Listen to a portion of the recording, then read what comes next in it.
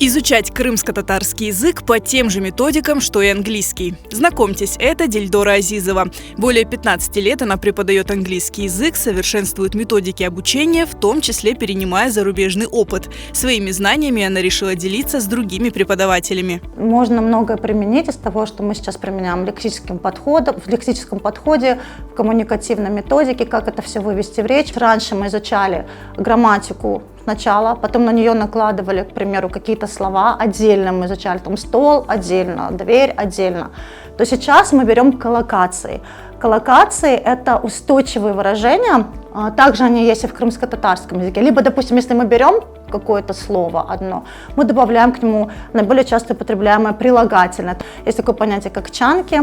Мы можем и грамматику давать во время того, как говорим, а уже потом объяснять эту тему нашим студентам. Одной из первых внедрить современные методики изучения языка решила известная певица Диляра Тюкянджи, которая ведет курсы разговорного крымско-татарского языка. По ее словам, многие используемые в обучении крымско-татарскому языку методы давно устарели. Кроме того, для изучения иностранных языков доступно разнообразие учебников и пособий, чего нет для желающих учить крымско-татарский. Олар білесіңіз, біздің Крым татар тіліні рус тіліне эсасланып язғанлар бұл біздің дәрістіктерімізні. Амма рус тілі бұл башқа тілдерінің группасыдыр. Чоқ вазифелерінің метинлері біздің балалар үшін енді келе үшмей. Mesela мен баққан едім, анда бостанда кешкен ішлер. Ama bizim balalarımız endi çoğusu şehirlerde yaşay. Onlar anda bostanda ne oskenini de bilmey. Men böyle düşünüyorum ki bizim dersliklerimiz bütünley şimdiki vakitka gelişmeni için, çünkü balalar yazık ama öz tilini bilmeyler. Bizim dersliklerimiz ise yazılgan öyle ki sanki bizim balalarımız balalıktan tilimizde laf etti ve öz bilgilerini arttıra. Ama öyle değil.